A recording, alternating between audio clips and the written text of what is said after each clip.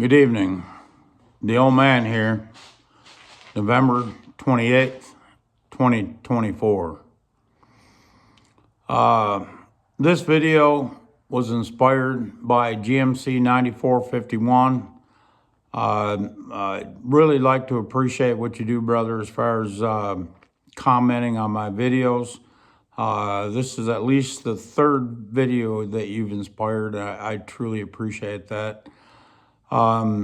Like I told you with the response of your comment is I feel like I've got a hand on my shoulder during this journey. And I think we all know that's God. I think he's got a hand on your shoulder as well, buddy. Again, I do appreciate your comments, and I appreciate everybody's comments. Thank you much.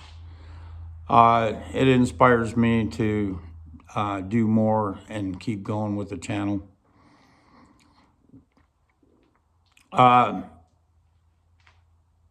Let's say that you've been paying on your house a long time, and that son of a gun's finally paid for. You know, what would you do with that extra money right now and in the future?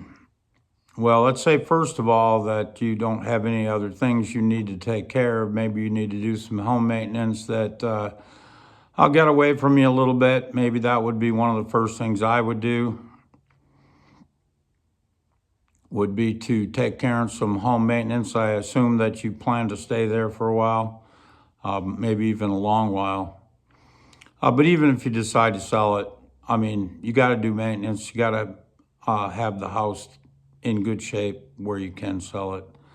Normally, by the time you pay a house off, the kids are out of the house and you might be ready to downsize. I'm not sure, whatever. But at any rate, I think I do some home maintenance that might have got away from me. There's always something in the home that needs to be done. I'd get that taken care of, whether you can do it yourself or you got to pay somebody to do it. Next, I would make sure that my preps are up to par. You know, like I've said in the past, I've got some pretty good preps. I don't think the average person does, not to that extent. I'm a little fanatical there. Personally, one, because of my grandparents come through the Depression and just their way of living, I emulated quite a bit the way they did things.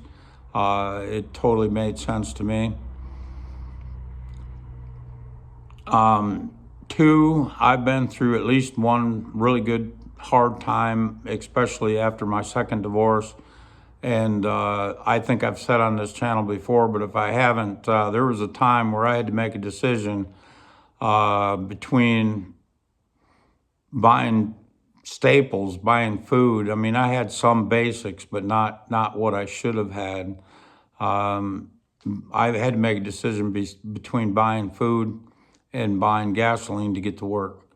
So I've made sure that that'll never happen again. So between those two things, my preps are really good. But I think if I just paid off my house, I would look at my preps, and if I got 3 months, I'd shoot for 6 months or even a year, you know, over the next. If you're taking a house payment, that might be, I don't know. I mean, my last house payment back in the day wasn't that much money compared to what it is today. But let's say that's $1,000 a month. That's $12,000 a year. 2-3 months, you buying in bulk and buying the right things, you know, that are reasonable and easy to stack, you know, or to, stack. I'm thinking of gold and silver. But easy to store. I'd be working on that. I would get it, you know, if I had 3 months, I'd be working on a year. If I had a year, I'd probably be working on 2. Wouldn't have to do it all at once, though. If I was at a year, I'd slowly build it up to 2. And then I'd put some of that money, as long as my preps are in good shape, I'd also put some of that money in gold and silver. But I'll tell you, I wouldn't leave out Bitcoin either. Yeah, I know. This old man's got some Bitcoin. Mostly what has appealed for me from the beginning about Bitcoin is the fact that it's decentralized. All the other altcoins are not decentralized. They are all controlled centrally.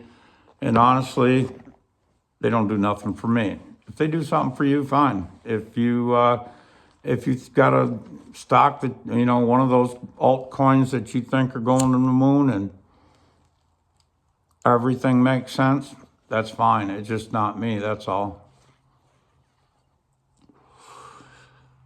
But yeah, I'd have some Bitcoin too. The Bitcoin guys are telling you it's going to the moon, $1 million Bitcoin someday. And, they might be right. Might be 50 years, might be 10. I have no clue. In my personal opinion, I look at Bitcoin as a tech stock, and I think tech is in a really big bubble right now. And I believe tech is going to be the first stock to go, first stocks to go. And the rest of the stock market's going to follow in behind. Part of the reason why, I'm got a really super light position in Bitcoin. I'll tell you one reason, if I didn't have any today, even that it's all-time highs, and I don't believe it's going to the moon right now, not in this cycle anyways.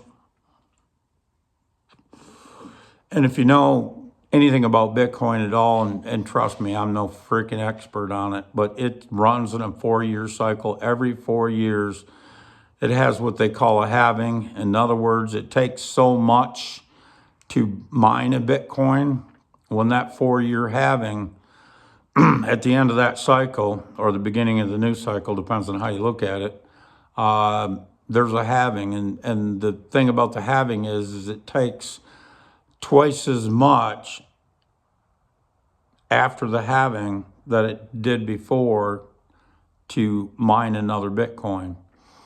Therefore, the limited supply of Bitcoin that's coming into market theoretically will make the Bitcoin more expensive. And because there will, if there was a capacity to do, and this is just goofy numbers, 100 Bitcoin across the world in a day, after the halving, you're only going to mine 50 Bitcoin for the same amount of time and energy. So the theory is that'll go up after each halving. Now, that's true to a point. It typically does go up after the halving. But then the thing I don't understand, and maybe I never will, is after that, the cycle tends to come around, bottom out. Oh, maybe people just move in different directions. I don't know. They're waiting for it to go on the moon. It don't, and so they sell it. I don't know. Hard to say. Americans, you know how they are. Buy high and sell low. But I don't really understand that part of it. Why doesn't it just keep going up? I have no clue. But at any rate, I'm sure other people do, and that's fine. I'm looking for a small position in Bitcoin. One of the reasons I do even a small position is that gives me, I've got on-ramp opened up. In other words, I got a place that's all set up where I can buy more Bitcoin if I need to, or sell Bitcoin if I need to, sell, trade, whatever. Now, with my small position, trust me, there ain't going to be no, I'll ride it. What I got, I'll ride it all the way to the bottom. I don't care. It doesn't matter. I'm not even going to try to get out and trade. It's not what it's all about. And in my opinion right now, that's where I'm at. I'm not trying to trade in and out of Bitcoin. People do. That's great. They can make tons of money if they know what they're doing. I don't know what I'm doing. So Bitcoin in that respect is not for me. But then I think my next thing, I would have a small position in Bitcoin. Maybe I do that all in 1 month. Maybe one house payment would go towards that small position, call it good. whatever that house payment is. Let's say it's $1,000. Well, maybe put $1,000 into Bitcoin. Learn the system, figure it out, have a way of storage your Bitcoin off of the exchanges, um, and that way, if things get really squirrely, and depending on what country you're in, you might want to move to another country. A lot of these countries right now are so unstable, and my research is telling me, anyways, at least as of today, who knows, it's subject to change, that Europe is going to be a royal cluster. From the looks of it, Germany has done just about everything they could do wrong. And I'm not talking about the people. The people are great people, don't get me wrong. People all over the world are great. It's the freaking governments that are so corrupt. There's not hardly a group of people that, there's facets of people that aren't worth a shit, but groups amongst countries, I'm sure that, I know there's some that just aren't worth a toot. But as a whole, the people of pretty much every country are good people. It's the governments that are corrupt, some more so than others. But I would want an exit strategy, even if you got a stack of gold and things are looking really, really ugly in your country, whether that be riots or the government is trying to tax you to death and there won't be nothing left in 5 years, or you're looking at hyperinflation and there isn't any way to hardly survive hyperinflation. Ask the people of Venezuela if they had a way out and they had a way to get their wealth out, they would have. Some did. The ones that had wealth got their wealth out. The ones that didn't have wealth are stuck there. So even if you got a substantial stack of gold and silver now and you intend to add to that stack, by having, things set up, you're aware where, how things work. In other words, you got a plan. You know how the exchanges work. You know how to wire money to them, or dollars, or whatever you dealing. You got ways of getting money wired to them. And then you can buy some Bitcoin. You could actually convert if things are that bad in your country that you need to get out, you need to have a plan. You have to have a strategy to get the hell out. After Donald Trump's inauguration, I would suggest, but not until then, that would be my exit plan, is to get to the United States. Whatever that took. And by being able to having Bitcoin set up and you've got it in a Bitcoin wallet, you can move that Bitcoin just about anywhere in the world. Unlike gold and silver, you're not gonna move from, let's say France to the United States with $150,000, $200,000 worth of Bitcoin. Gold and silver. That just ain't gonna happen. But you could exchange your gold and silver for fiat, take the fiat and wire it to your exchange, and turn that into Bitcoin. And I think my strategy would be, and I've thought about this for a few days, just putting myself in that position. I need to get the hell out of that country. Where would I go, number one? And number one would be, I would go to the U.S. after Donald Trump's inauguration. We still got to protect. We ain't out of the woods yet. Lots of shit could happen between now and then. Now and that inauguration. The list is so long that I don't even want to start down that road. But after the inauguration, I'd be thinking about coming to the United States. I think I would. I think I would have that Bitcoin on several different, in several different wallets. Maybe 10 wallets. If you got enough, depends on how much money you had to convert. But depending on what it is, I'd have that in 10 different wallets, and I'd mail it. I'd mail it to myself in the United States, or maybe I got family in the United States. I'd mail it to family in the States, whatever. I'd figure out a way that I wouldn't take it with me, that I would take, I would mail it somewhere. And if I was in the position of being in a different country and coming here, I would have that figured out in the next month. I would figure out or by the inauguration. By the inauguration, I'd have that figured out. How I would, in an emergency, how would I get them, and where would I send it, and how would I get those wallets to the United States, and I'd be looking to bug out. There's a lot of shit coming to Europe. I'm telling you, it's not going to be pretty. At least that's my opinion. All my research, I don't hear it getting better. I hear it getting worse. Back to Germany though. Germany is in really big trouble.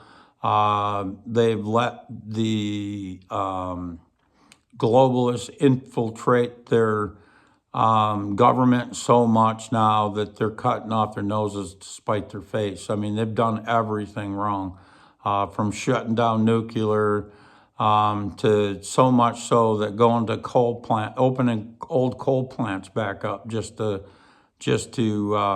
half-ass survive.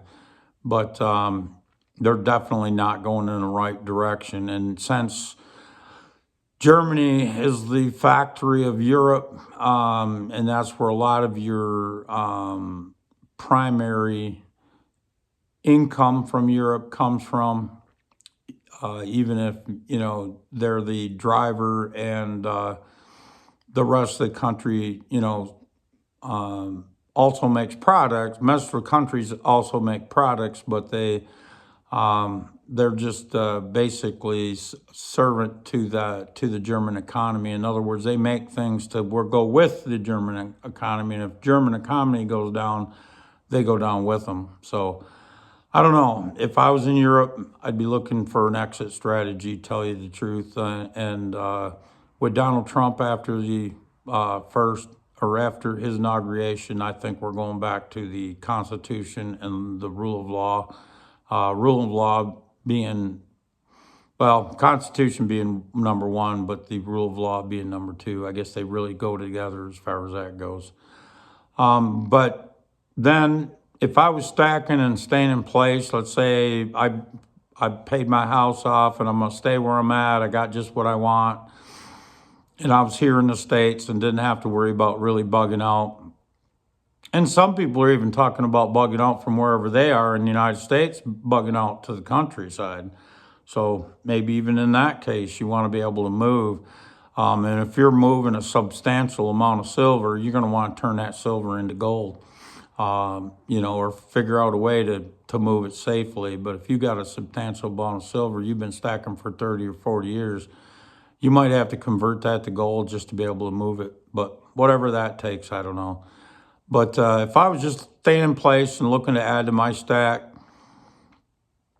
I would definitely be looking at gold.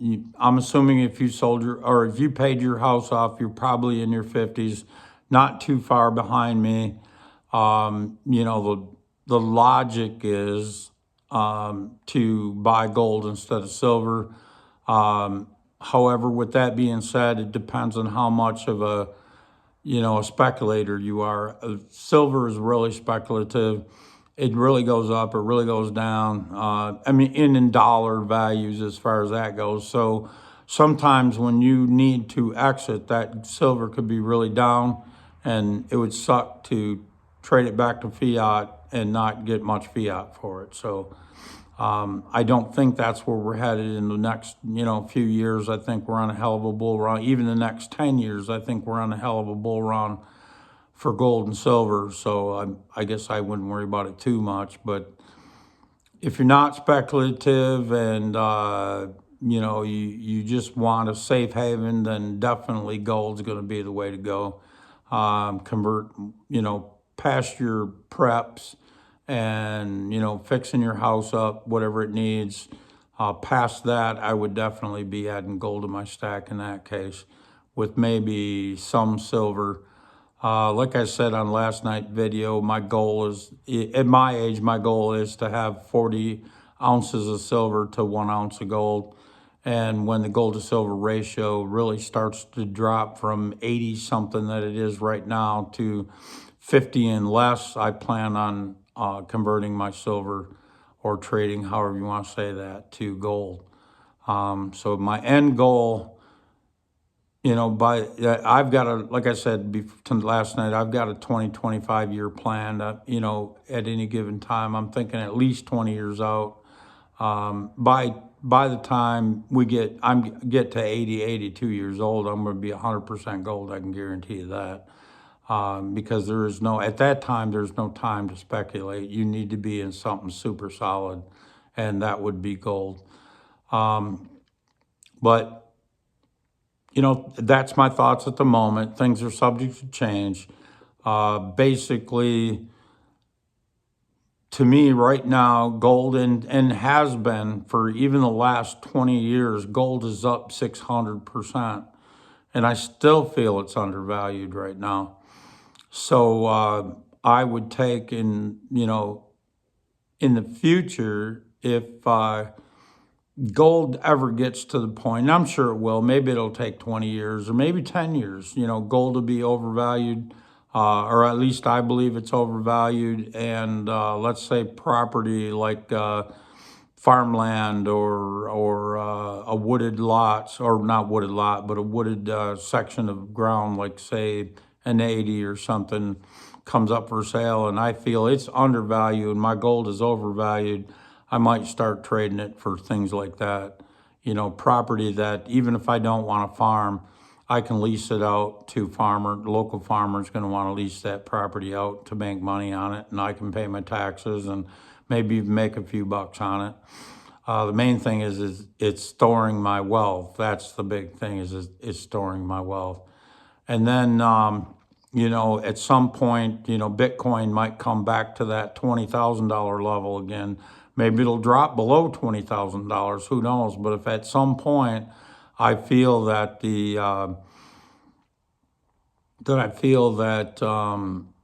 Bitcoin is undervalued, then I'll be trading some into Bitcoin. It'll never be a very large percentage of my wealth. I would say at the most it would be as 2 to 5% of my wealth, at the most.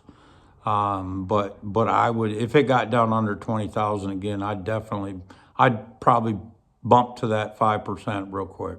I'd make that move pretty quick.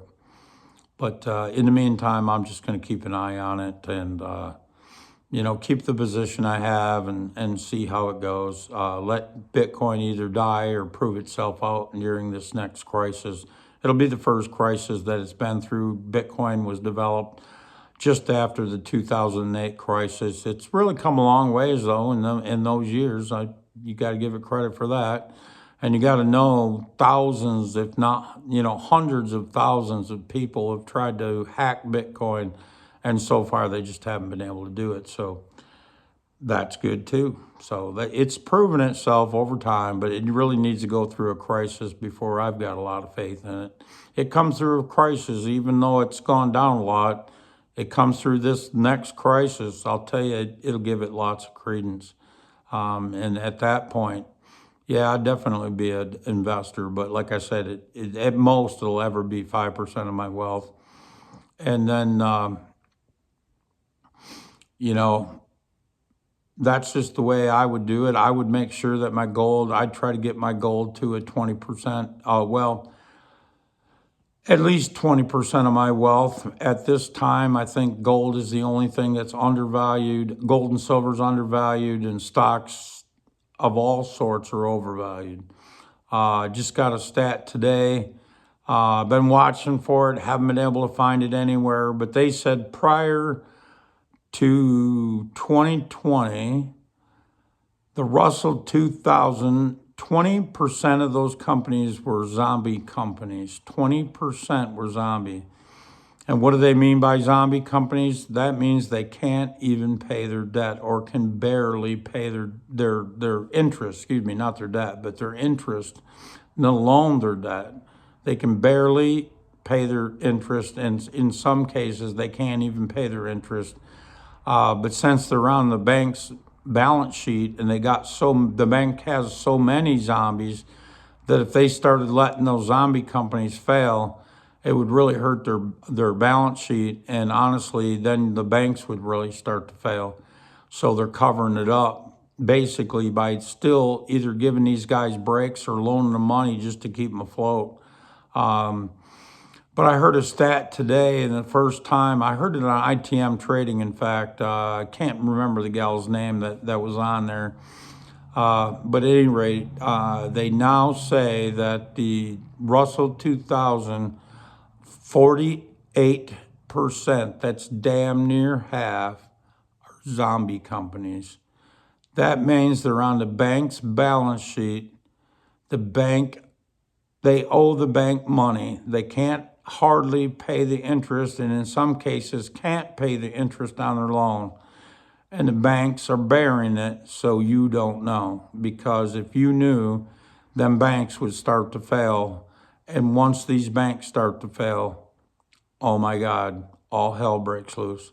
That's all I got to say. And I mean that financially. I really don't think we're going to see, at least not here in the States. Some countries you might see it. We'll figure it out as far as that goes. We always have. But I think in some countries you'll see physically things break out, riots and whatever else. But in the United States, I think you're going to see a housing crash. You're going to see a banking crash. You're going to see a stock market crash. Some think that, the stock market's got so many fail safes built in that it just can't crash anymore. And actually one gentleman brought that up to my attention, and I'm going to do a video on that, I believe, Friday night. But at any rate, we'll be talking about the stocks and whether I think they can crash or they can't. Again, I'm a crazy old man. Who knows? They could very well crash or not crash. We'll see. That's all there is to it. We'll see. All right, guys. Thank you. Appreciate you stopping by. If you would, like and subscribe, and really appreciate the comments. Again, it really helps me out with future videos, but it also gives me incentive to let me know everybody's out there and that they're listening to the videos and they like them. That'll definitely keep them coming. I appreciate it, guys. Thank you. Good night.